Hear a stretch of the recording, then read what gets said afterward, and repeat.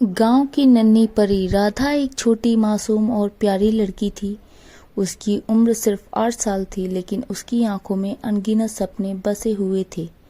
वह अपने माता पिता के साथ एक छोटे से गांव में रहती थी, जहां हर तरफ हरियाली और प्राकृतिक सुंदरता बिखरी हुई थी। गांव का नाम सुनहरीपुर था और यह गांव शहर की भाग दौड़ से कोसों दूर एक शांत और सुखद वातावरण में बसा हुआ था।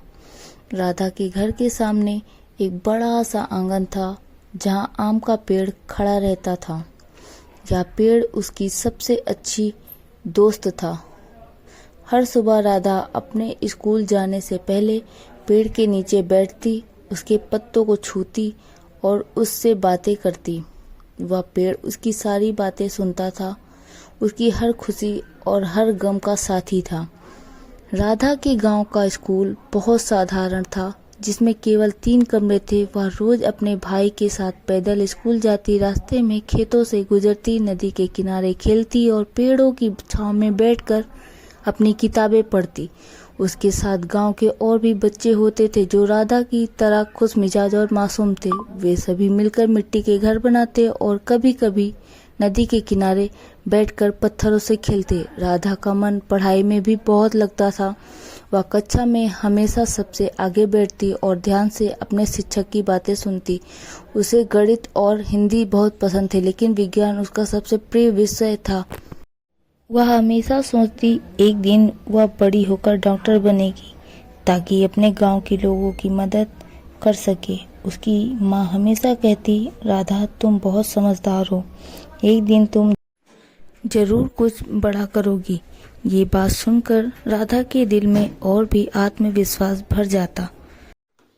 गांव की जिंदगी बहुत सरल थी, लेकिन राधा के लिए यह किसी जादू से कम नहीं थी। हर दिन की सुबह पक्षियों के चहकने से होती और शाम चूल्हे की आंच में खाना पकाने से।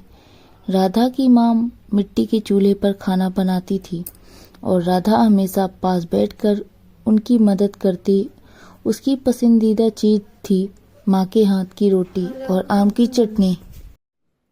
गांव में त्योहारों का विशेष महत्व था। हर साल दिवाली और होली को गांव में बहुत धूमधाम से मनाया जाता था। राधा के लिए त्योहार का मतलब था नए कपड़े, स्वादिष्ट मिठाइयाँ और दोस्तों के साथ ढेर सारी मस्ती। होली के दिन गांव के सभी बच्चे मिलकर रंगों से खेलते और पूरे गांव में घूम घूम कर एक दूसरे को रंग लगाते।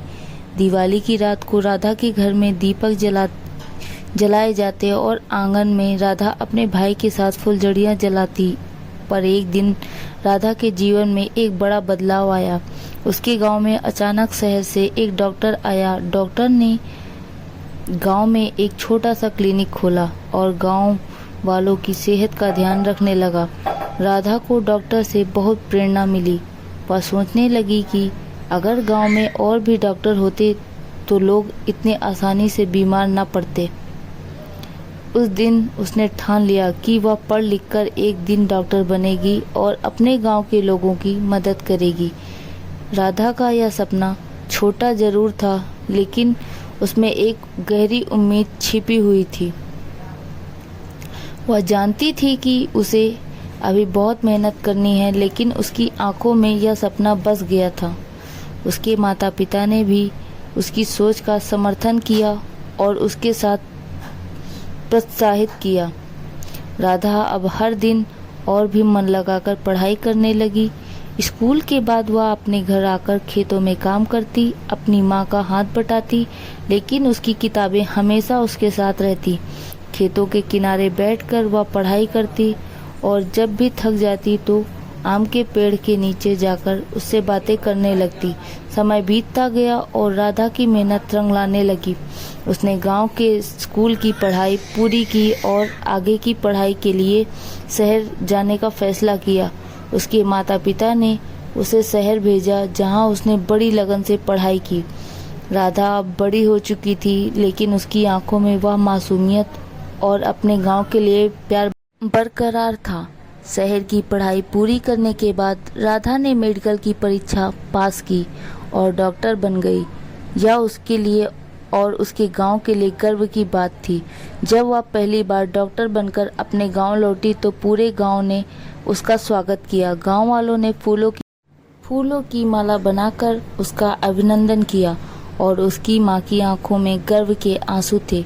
राधा ने अपने गांव में एक छोटा सा क्लिनिक खोला और अब वह गांव के लोगों का इलाज करने लगी।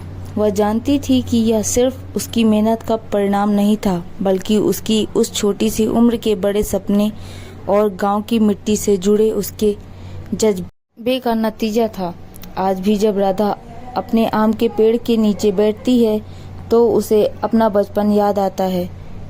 वह पेड़ उसकी हर बात सुनता है और उसकी हर सफलता का गवाह बनता है। गांव की नन्ही परी अब बड़ी हो गई थी, लेकिन उसकी आत्मा में वही सादगी, वही मासूमियत और वही अपने गांव के प्रति प्रेम था।